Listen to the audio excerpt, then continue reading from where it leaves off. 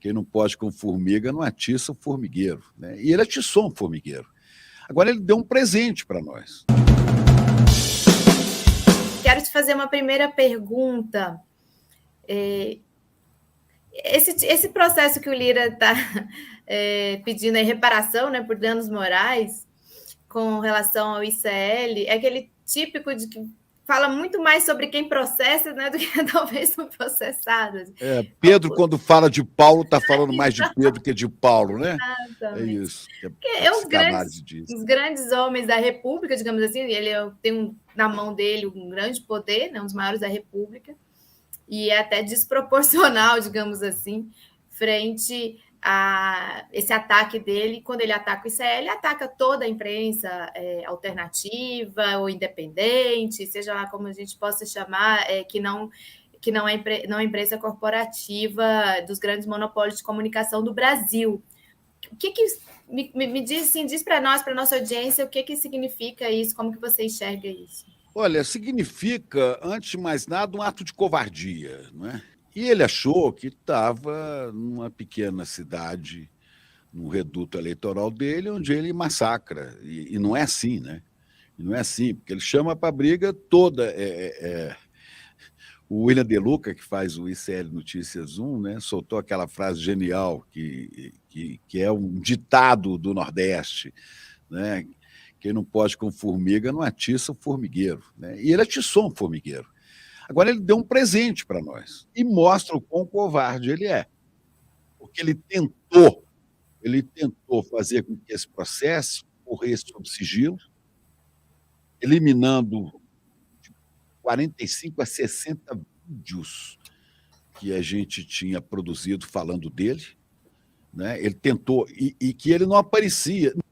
Ele tinha regra do processo, né? Só que o juiz não aceitou esse pedido de sigilo. Ele queria, por baixo dos panos, tirar o ICL de circulação, né? Mas não deu certo. Não deu certo. Agora, veja que coisa. Ele atiça. Não é uma conversa sobre a censura que ele tenta impor ao ICL. Na verdade, é uma conversa sobre os donos do poder. Eu falava hoje de um livro de 1948, coisa de 75 anos, um livro de um jurista que foi ministro do Supremo, Vitor Nunes Leal, Coronelismo, Inchada e Voto. É um livro que frequentou meu tempo de estudante na universidade, né? Cutucou também o livro do Raimundo Faoro, que foi presidente da OAB, Os Donos do Poder. Quer dizer, ele provoca todo com esse processo dele sobre a questão de domínio como eles gostam de dizer, eles da extrema-direita, domínio da narrativa. A narrativa que eles constroem sobre usando os meios de comunicação. Ele provoca essa discussão que a gente está tendo aqui. E ele faz com que o jornalismo alternativo, né, se projete mais. Então, eu acho que é um tiro no pé. Agora, veja, o juiz derruba o pedido dele de sigilo, porque isso durou quase um mês que esse troço está correndo em sigilo, e agora a gente pôde falar publicamente. Ele derruba exatamente no momento em que, na semana em que vários municípios de Alagoas estão debaixo d'água, com água barrenta, suja, com 30 mil pessoas desalojadas em Alagoas. E ele está num cruzeiro. E ele está sobre as águas, não exatamente aquelas águas.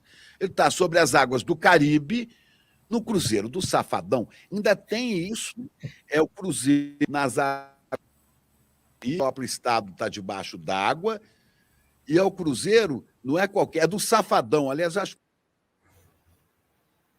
que esse artista escolheu. Eu conheci a importância dele há 6 anos, quando ele começou, que no Nordeste ele já bombava.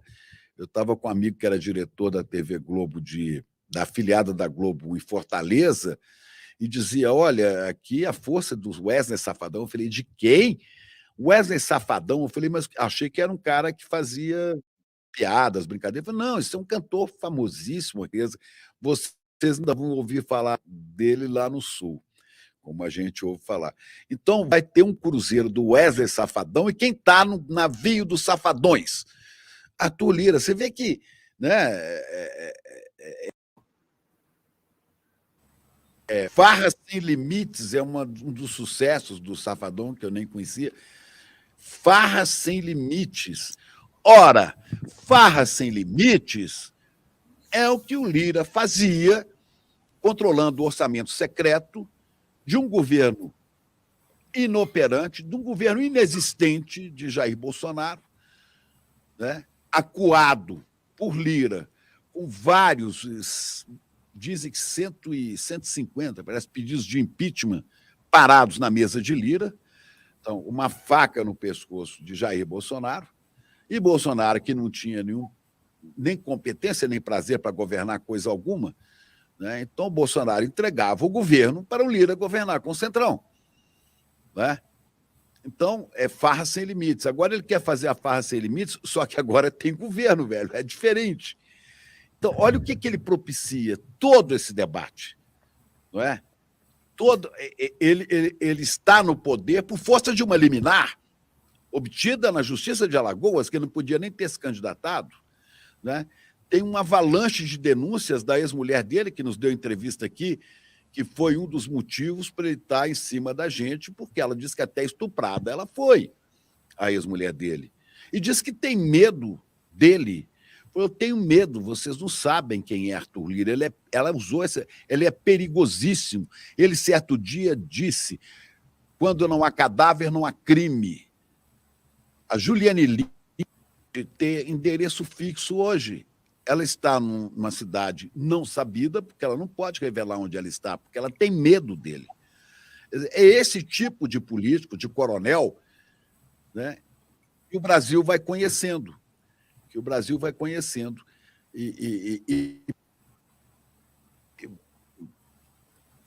Pelo processo dele contra o ICL e contra a agência pública. Não vamos esquecer que é o teio dele.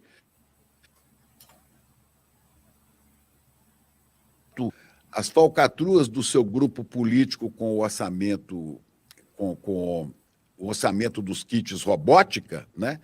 Um troço que é montado e estava sendo vendido a 14 mil, e nós mostramos cofres cheios de dinheiro, né? Mostramos um monte de loucura, gente distribuindo, traficando dinheiro em estacionamento de hotel, de shopping. A gente ofereceu para ele vir explicar, né? E ele falava: eu não tenho nada a ver com isso, cada um cuida do seu CPF, cuida do seu CNPJ, mas quando questionado, mas não quis vir para o debate aqui, não quis vir para a entrevista, como não quis responder a Juliane Lins. A Heloísa Vilela, que fez a entrevista com ela e que levantou a questão, ligou para ele naturalmente não atendeu, quem falou com ela foi a assessoria de imprensa, e falou: o presidente da Câmara disse que não se pronuncia sobre este assunto. E agora, qual a resposta dele? A resposta dele é tentar nos calar, sem deixar a gente chiar, porque era nos calar, né, com o garrote vil que o Franco usava no fascismo espanhol, aquele garrote vil que vai apertando o pescoço até a pessoa morrer. É isso que ele está querendo fazer com a imprensa alternativa. É isso que ele está querendo fazer com a imprensa independente. Impor o garrote vil de Lira para que as pessoas morram sufocadas sem poder gritar.